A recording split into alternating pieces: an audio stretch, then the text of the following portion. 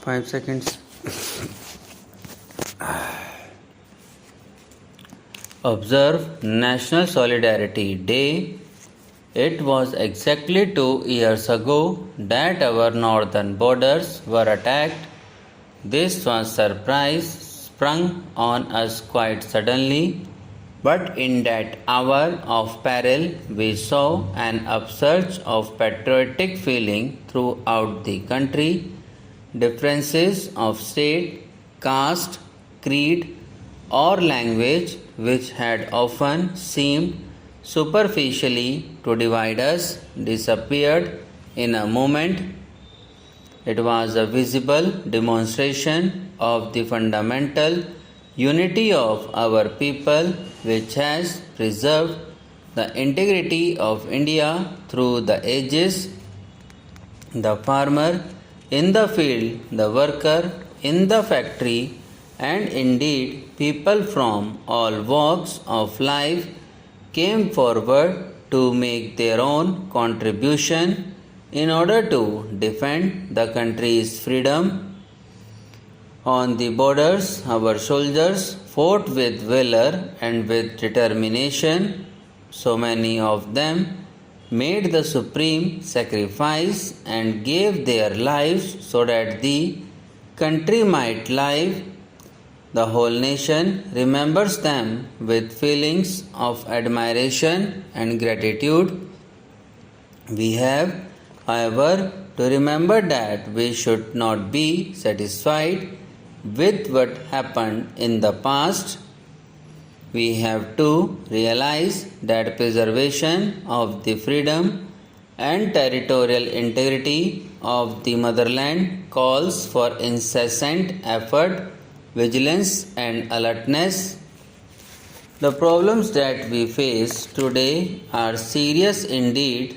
The Chinese are trying to build up a mighty war machine and to create fear in the minds of all. China has gone a step further and has recently exploded an atomic bomb. We are thus confronted with the nuclear menace in Asia, something new for this peace-loving continent. These are serious developments and we must take due notice of them. Even otherwise, in recent days, we have seen events of greater significance taking place in other parts of the world. Within the country, we are going through a period of difficulties. The production of food is still inadequate. Harvesting of rice has begun and the new paddy and rice will be coming into the market. This will ease the situation in respect of rice for the present. The farmers are aware that the government is very particular that they should get reasonable and remunerative prices for their paddy. I hope they are aware of the fact that the producers' price have already been fixed and announced. It is therefore not unreasonable to expect that the Kisans will come forward to sell their paddy or rice to the government at fixed prices also. The sowing of the Rabi crop will soon start. Let us try to produce much more of wheat than we did in the year 1982, which was a normal year. It is essential that the district administration should help in the supply of adequate seeds, manure, and similar other faculties. Water for irrigation purposes is the most important item. The problem of water logging has greatly increased in recent years. Every effort should be made to see that areas liable to water logging are provided with necessary drains.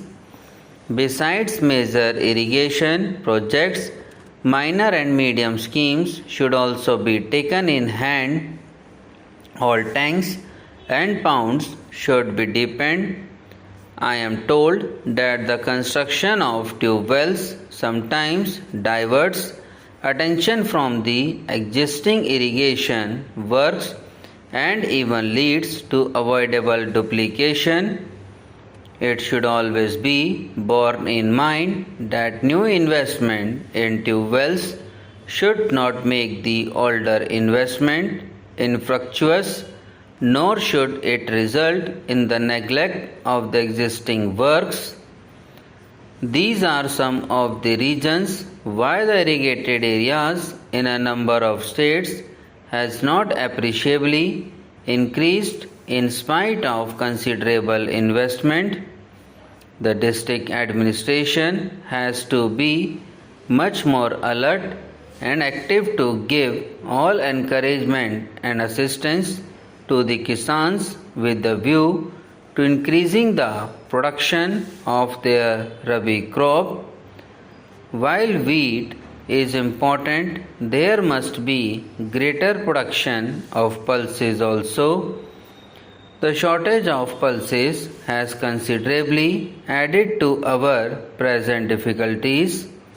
I know we all understand and fully realize that the solution of all our present day food difficulties lies in increased production. It is therefore essential that government officials in the districts and others at the state or central level, as also the farmers, should work hand in hand to produce a much better result. Let us show to the country that we can tackle our problem effectively by our own efforts and perseverance. The question of distribution has also assumed great importance. The cooperatives and the fair price shops have helped to a considerable extent in the present situation. With improved methods and with more effective supervision, they can do still better. Moreover, if consumer cooperatives can be organized by local initiative, they can be of much assistance in ensuring supplies to consumers at steady price. I am sorry to say that grain dealers do not seem to have fully realized the gravity of the sanitation. This has led me to serious thinking, and the government must make more radical changes in the present system of distribution. Subscribe now and press the bell icon. Never miss an update.